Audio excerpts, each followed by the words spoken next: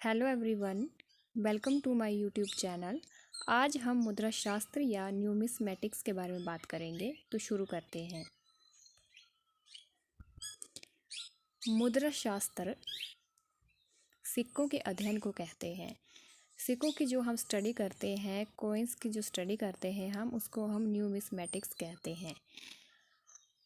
इसके अध्ययन के जो विषय होते हैं, इसकी स्टडी के जो मेन टॉपिक होते हैं वो होते हैं कि सिक्कों में प्रयुक्त धातु, आकार, स्वरूप, माप पद्धति, जिसको मेटोलॉजी भी कहते हैं, निर्माण विधि और उत्कीर्ण लिपि, ये सब जो होते हैं इसके अध्ययन के विषय होते हैं। सिक्कों पर इन सब चीज़ों का अध्ययन किया जाता है कि सिक्के किस तरह से बने हैं, किस धातु के बने हैं, किस आकार के बने हैं, किस पद्धति के बने हैं, और सिक्कों में जो है वो कौन कौन सी बातें जो है वो उत्कीर्ण है, या कौन कौन से चिन्ह जो हैं वो अंकित किए गए हैं, या क्या कुछ इन्फॉर्मेशन जो है हमें सिक्कों से देखने को मिलती है, ये सब जो है हमें सिक्कों से पता चलता है।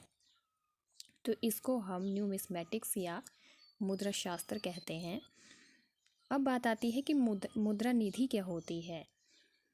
मुद्रा निधि जो है वो सिक्कों से ही रिलेटेड होती है।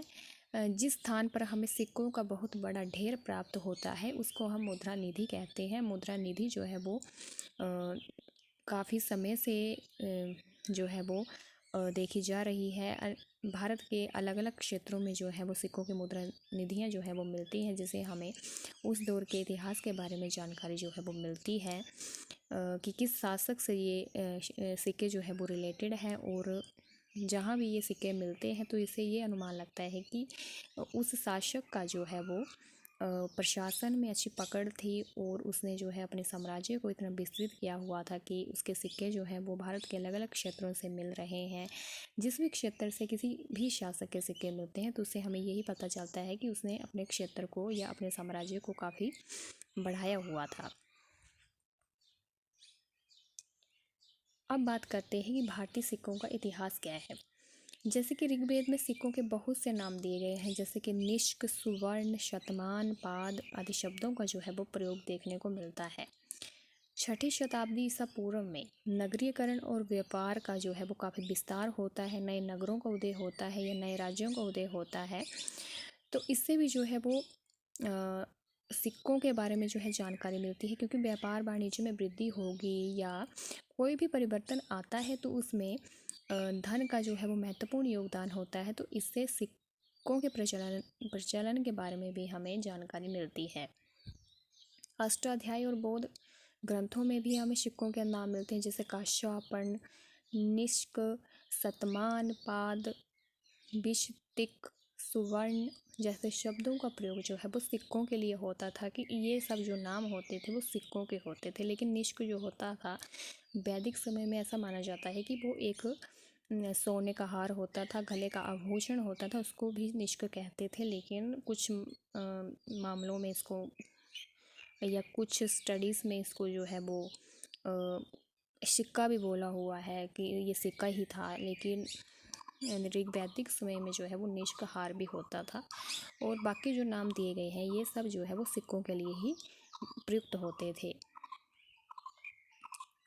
अब बात करते हैं हम इम्पोर्टेंस ऑफ न्यूमिस्मेटिक्स या कॉइन्स की, किसकी क्या इम्पोर्टेंस है, इसका क्या महत्व है। पहला आता है ट्रेड एंड कॉमर्स। व्यापार वाणिज्य के लिए जो है वो सिक्कों का उपयोग किया जाता था। आदान प्रदान के लिए, वस्तु विनिमय के लिए जो है वो सिक्कों का प्रयोग किया जाता था। इसके लिए सिक्कों का विशेष महत्व है। दूसरा आता है इकोनॉमिक कंडीशन। सिक्कों से हमें उस दौर की या किसी भी दौर की इकोनॉमिक कंडीशन या आर्थिक स्थिति का बोध होता है कि सिक्कों में प्रयुक्त धातु कितनी प्योर है। सिक्का अगर गोल्ड का बना हुआ है, सिल्वर का बना हुआ है या कॉपर का बना हुआ है तो हमें उससे ये जानकारी मिलती है कि उस समय जो है वो इकोनॉमिक कंडीशन जो है वो काफ़ी अच्छी थी। अगर ज़्यादा सिक्के हमें सोने के मिलते हैं तो हमें ये बोध होता है कि उस समय आर्थिक स्थिति काफ़ी अच्छी थी। या हमें तांबे के मिल रहे हैं या किसी और धातु के मिल रहे हैं तो हमें ये बोध होता है कि उस समय आर्थिक कंडीशन में या इकोनॉमिक कंडीशन में थोड़ा परिवर्तन आना स्टार्ट हो गया था। तीसरा आता है पॉलिटिकल कंडीशन।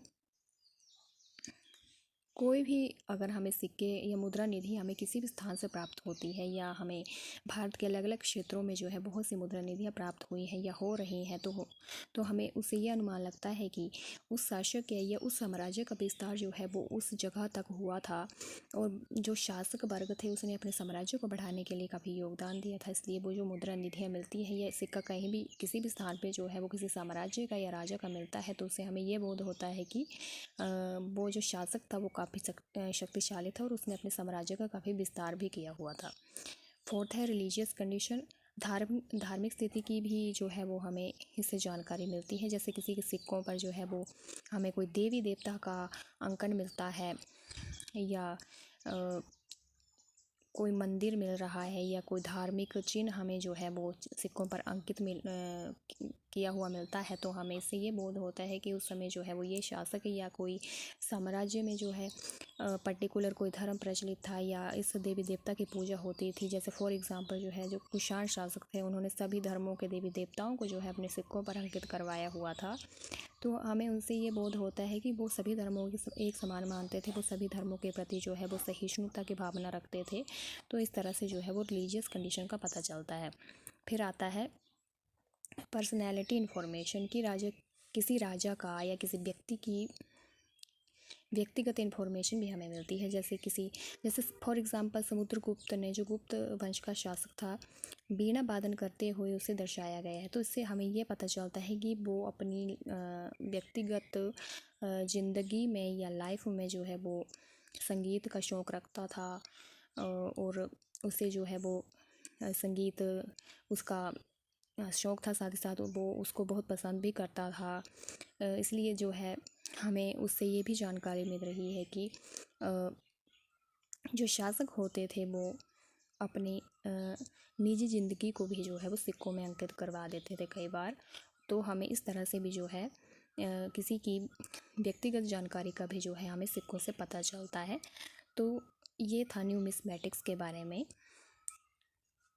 आई होप आपको हमारी ये इन्फॉर्मेशन अच्छी लगी होगी। अगर आपको हमारी ये वीडियो पसंद आए तो प्लीज़ लाइक, शेयर और सब्सक्राइब ज़रूर